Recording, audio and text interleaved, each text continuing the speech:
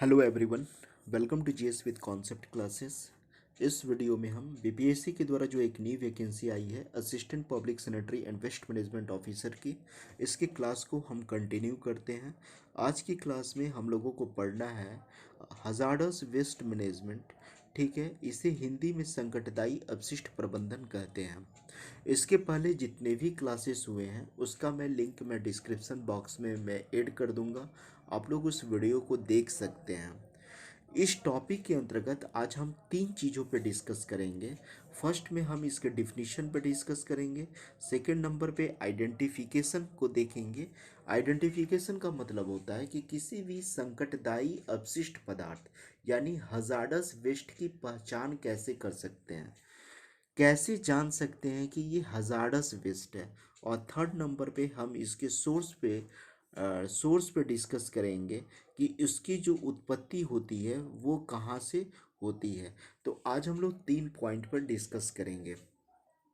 Next video में इसके और सारे डायमेंशन पे कवर करेंगे, जैसे कि हजार्डस वेस्ट मैनेजमेंट को मैनेजमेंट करने के लिए कौन सा रूल बनाए गए हैं हमारी सरकार के द्वारा, कौन सा रेगुलेशन बना है, उस पे हम डिस्कस करेंगे। साथ ही साथ हम अगले वीडियो में इसी टॉपिक से रिलेटेड डिस्कस करेंगे, इसके हेल्थ इशू पे डिस्कस करेंगे कि हजार्डस वेस्ट के द्वारा हमारे बॉडी में क्या क्या परिवर्तन होता है, कौन कौन सा डिजीज़ क्रिएट होते हैं, और इसका जो है इन्वायरमेंट और इकोलॉजी सेक्शन पे क्या इफ़ेक्ट पड़ता है। इन सारे टॉपिक को हम लोग नेक्स्ट वीडियो में कवर करेंगे। आज के वीडियो में वनली वन हम लोग ये तीन टॉपिक पर ही हम लोग अभी डिस्कस करेंगे। इन्हीं तीन टॉपिक पर अभी हम डिस्कस करेंगे, ठीक है। फर्स्ट ऑफ ऑल हम लोग इसके डिफिनीशन को देख लेते हैं। और एक चीज़ और मैं कहना चाहूँगा कि बहुत सारे स्टूडेंट जो है कह रहे थे कि सर एमसीक्यू कराइए, तो पहले आप थियोरेटिकल सेक्शन को कवर कर लीजिए, उसके बाद ऑब्जेक्टिव क्वेश्चन सॉल्व करना आपके लिए आसान होगा, क्योंकि थोड़ी सी समझ बढ़ जाएगी। और एक बात और कहना है कि वीडियो आप लोगों को बिल्कुल मिलेगा। ये सिलेबस बहुत बड़ा नहीं है जो आप लोग डर रहे हैं। ये सिलेबस को मुश्किल से थियोरेटिकल सेक्शन को 30 दिन में कवर किया जा सकता है। ठीक है, थियोरेटिकल सेक्शन को मात्र 30 दिन में कवर किया जा सकता है। लेकिन आप इस पर जितने प्रैक्टिस क्वेश्चन को सॉल्व करेंगे ये आप पर डिपेंड करता है। तो अभी आप लोगों के पास सफिशिएंट टाइम है।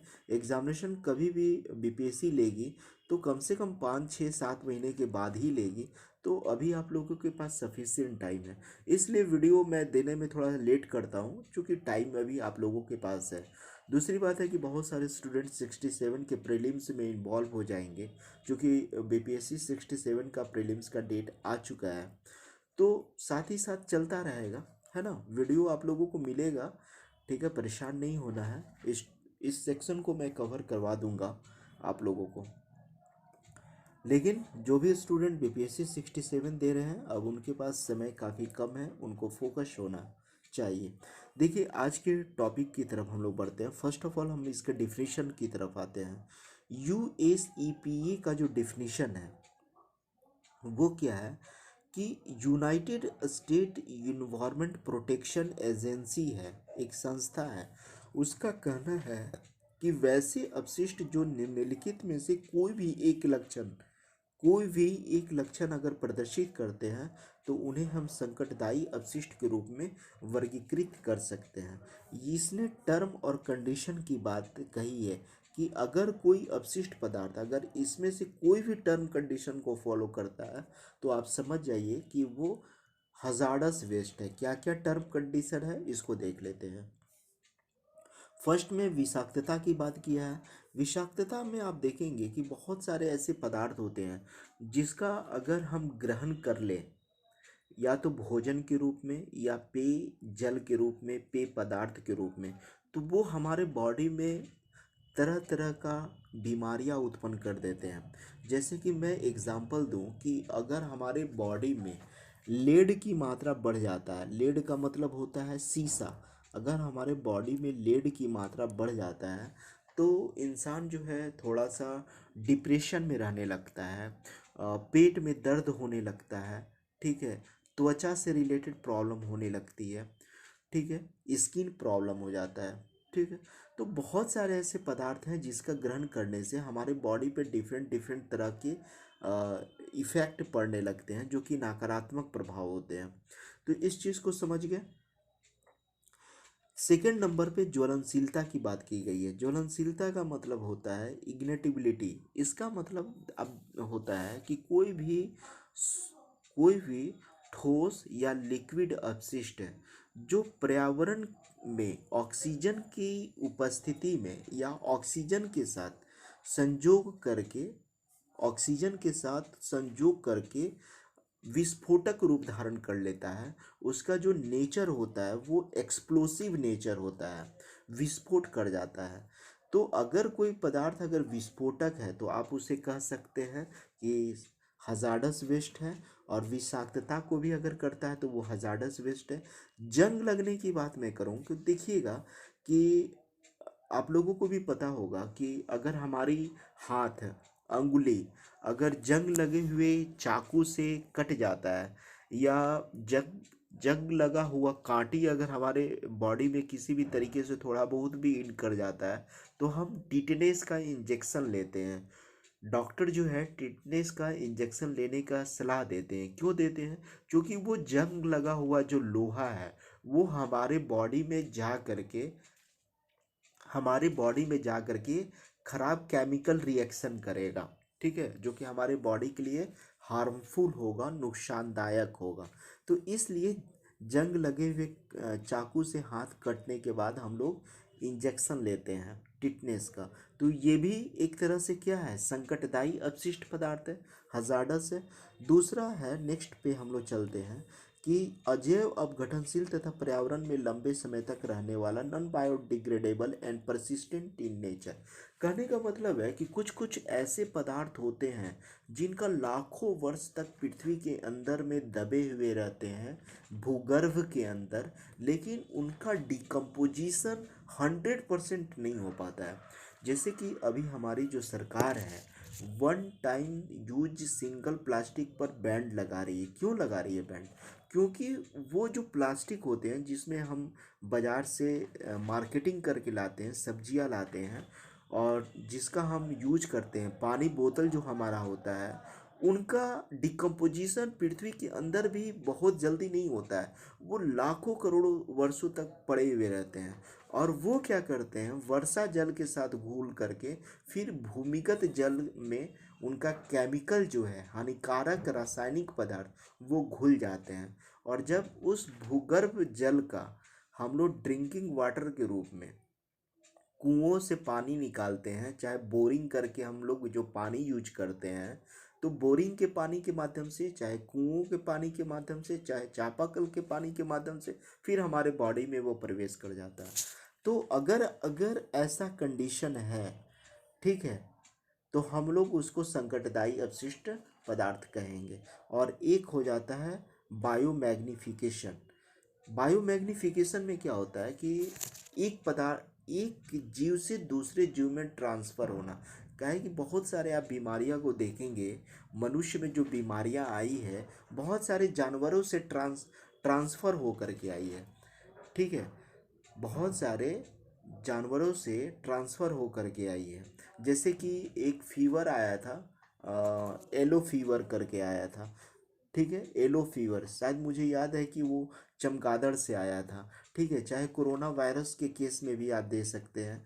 ठीक है, कि लैब में कुछ रिसर्च चल रहे थे, और उसका जो है वहाँ से लीकेज हुआ। हालांकि इसका पूरी तरीके से अभी पुष्टिकरण नहीं हो पाया है कि आखिर में मामला क्या है, क्लियर कट। ठीक है, तो वो लैब में उसका चल रहा था, एक्सपेरिमेंट चल रहा था, बायोकेमिकल वीपन्स बन रहे थे, जैविक हथियार बन रहे थे, और वो वायरस जो है इन्वायरमेंट में लीक हो गया। लीक होने के पश्चात हमारे बॉडी में आ रहा है, और कोरोना वायरस के द्वारा कितने लोगों की डेथ हो गई। तो इस तरीके से अगर जैव आवर्धन होता है, बायोमैग्निफिकेशन होता है, तो हम लोग उसको हजार्डस पदार्थ कहेंगे। ठीक है, तो ये डिफिनीशन किसके अनुसार है, एक बार आप लोग देख लीजिए, USEPA। ठीक है, USEPA के अकॉर्डिंग डिफिनीशन है। अब हम इसकी पहचान कैसे करेंगे, हम लोग फास्टली देख लेते हैं। इसकी पहचान हम लोग करेंगे कि क्या अपशिष्ट में रेडियो सक्रिय पदार्थ का अवयव MPC से ज़्यादा है। रेडियो सक्रिय पदार्थ आप लोग जानते हैं ना, रेडियो एक्टिव एलिमेंट वैसे एलिमेंट को कहा जाता है जो पर्यावरण में मुक्त रूप से स्वतः जो है कुछ जो है अल्फा बीटा गामा किरणों का रेडिएशन करते रहते हैं, हानिकारक पदार्थों का अल्फा बीटा गामा।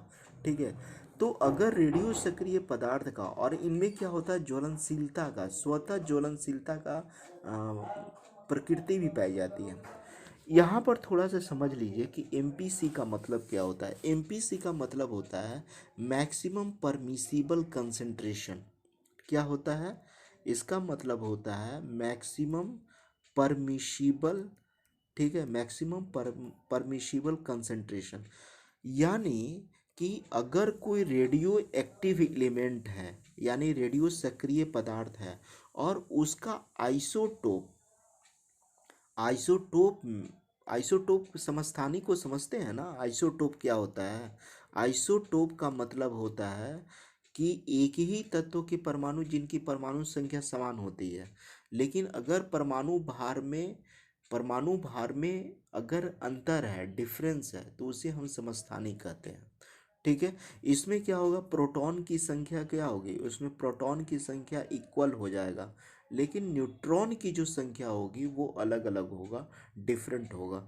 तो अगर किसी, तो आइसोटोप को भी आप लोगों ने समझ लिया, रेडियो सक्रिय पदार्थ को भी आप लोगों ने समझ लिया। अब कहा जाता है MPC का भी मतलब हमने आप लोगों को समझा दिया है। MPC का मतलब होता है कि यदि समस्थानिक जो है रेडियो सक्रिय पदार्थ का जो समस्थानिक है उसके आइसोटोप में अगर सांद्रण काफ़ी ज़्यादा है हानिकारक पदार्थों का, ठीक है, उस आइसोटोप एलिमेंट में, और उससे रेडिएशन निकलता है और उस रेडिएशन की जो मात्रा है MPC से ज़्यादा है, तो वो मानव के बॉडी को हार्म पहुंचाएगा। ठीक है, तो हम लोग इसे कहेंगे कि अपशिष्ट पदार्थ है। MPC का मतलब मैंने समझा दिया है, मैक्सिमम परमिसिबल कंसंट्रेशन। अगर इससे मात्रा ज़्यादा होता है तो आप उसे क्या कह सकते हैं, संकटदायी अपशिष्ट पदार्थ कह सकते हैं। यहाँ से जो ऑब्जेक्टिव क्वेश्चन बनेगा, आपको यहाँ से टर्म कंडीशन दे दिया जाएगा और आपसे बोला जाएगा कि इसमें से कौन सा टर्म कंडीशन जो है फुलफिल करता है हजार्डस वेस्ट बनने के लिए। तो इसी कारण मैंने ये लिया है कि आप लोग इसको पहचान सकें। नेक्स्ट है कि क्या अपशिष्ट की ज्वलनशीलता NFPA वर्गीकरण 4 में आती है। NFPA वर्गीकरण 4 का मतलब क्या होता है, पहले समझ लीजिए इस चीज को। NFPA वर्गीकरण 4 का मतलब होता है नेशनल फायर प्रोटेक्शन एसोसिएशन। ठीक है, नेशनल फायर प्रोटेक्शन एसोसिएशन के वर्गीकरण 4 में अत्यंत ज्वलनशील गैस तथा द्रव को एवं ऐसे पदार्थों को शामिल किया गया है जिसके धूल कण हवा में मिलते ही विस्फोटक मिश्रण तैयार कर लेते हैं। ठीक है, तो उसे हम कहते हैं हजार्डस वेस्ट। समझ रहे हैं बात को। इसके अंतर्गत जो है NFPA वर्गीकरण में, पहले तो इसका फुल फॉर्म याद रखना जरूरी नहीं है लेकिन आप लोग पढ़ लीजिएगा, नेशनल फायर प्रोटेक्शन एसोसिएशन। ठीक है, नेशनल फायर प्रोटेक्शन एसोसिएशन के अंतर्गत है अगर वैसे पदार्थों को रखा गया है जो धूल कण हवा से मिलते ही तुरंत विस्फोटक हो जाते हैं, तो उसे हम संकटदायी अपशिष्ट करते हैं। क्या अपशिष्ट जीवों में अनुवांशिक परिवर्तन लाते हैं।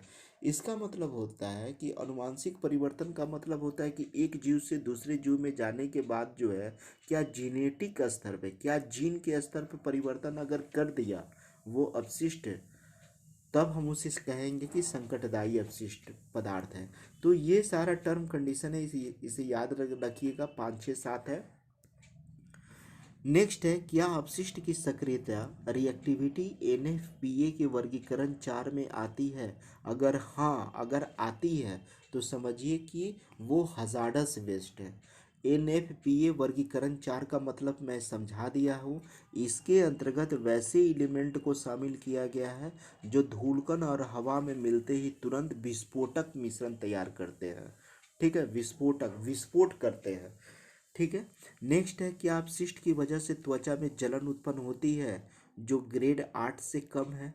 अगर ग्रेड 8 से कम है, ठीक है, ग्रेड 8 से कम है, तब समझिए कि वो अपशिष्ट पदार्थ जो है हजार्डस है। अगर जलन पर, अब आप बोलेंगे कि ग्रेड 8 का मतलब क्या होता है, इसको समझिए। ग्रेड 8 का मतलब क्या होता है, इसका मतलब क्या होता है। ग्रेड 8 का मतलब होता है जब किसी पदार्थ का 1% रासायनिक घोल त्वचा में निक्रोसिस पैदा कर देता है।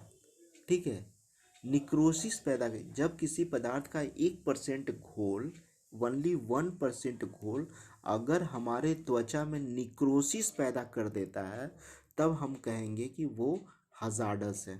निक्रोसिस का मतलब देखिए, निक्रोसिस को आप लोग ऐसे लिखेंगे, निक्रोसिस होता है निक्रोसिस, निक्रोसिस। तो ये सारे कंडीशन को याद रखिएगा। क्या अपशिष्टों का जैव आवर्धन हो सकता है, तो बिल्कुल जैव आवर्धन हो सकता है।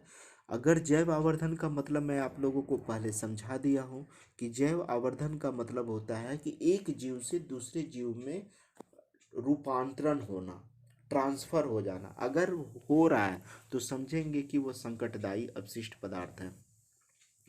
क्या त्वचा में प्रवेश से होने वाली विषाक्तता विषाक्तता जो है LD50 200 mg/kg से कम हो, अगर इससे कम है तो उसे हम संकटदायी अपशिष्ट पदार्थ कहेंगे। LD50 का मतलब आप लोग समझ लीजिए कि LD50 का मतलब क्या होता है। इसका मतलब होता है, LD50 का मतलब होता है कि लीथल डोज, इसका फुल फॉर्म होता है लीथल डोज। ठीक है, लीथल डोज, इसे इंग्लिश में हम लोग कहते हैं लीथल डोज ही कहते हैं इंग्लिश में भी। लीथल डोज 200 mg प्रति किलोग्राम से कम हो तो उसे हम संकटदायी अपशिष्ट कहते हैं। रासायनिक पदार्थों का वह डोज जो परीक्षण में प्रयोग किए गए जंतुओं की 50% संख्या का नाश कर दे, तब हम कहेंगे।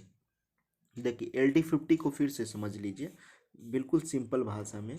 इसका मतलब होता है कि रासायनिक पदार्थ का वह डोज, डोज मतलब मात्रा, डोज को हम लोग मात्रा कहते हैं, क्वांटिटी कहते हैं। अगर mg/kg, अगर इतना मिलीग्राम है, 200 mg प्रति किलोग्राम है, ठीक है, जो परीक्षण जब हम एक्सपेरिमेंट किए तो जंतुओं को 50% उसके सेल को, उसकी कोशिका को अगर नाश कर देता है, तब हम कहेंगे कि वो विषाक्त पदार्थ है।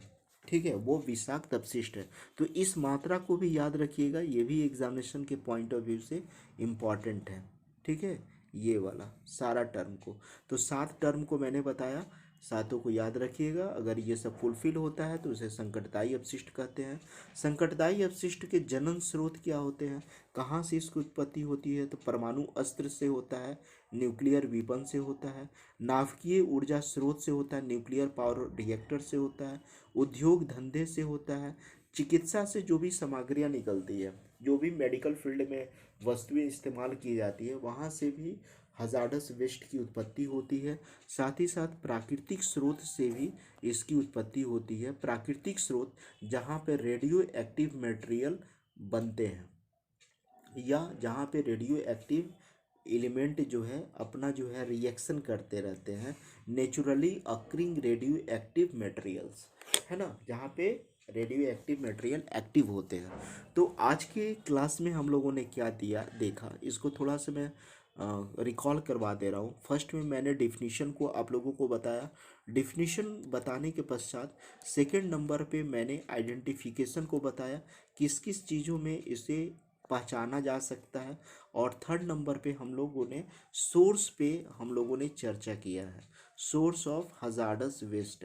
नेक्स्ट वीडियो में हम इसके और सारे डायमेंशन को कवर करेंगे।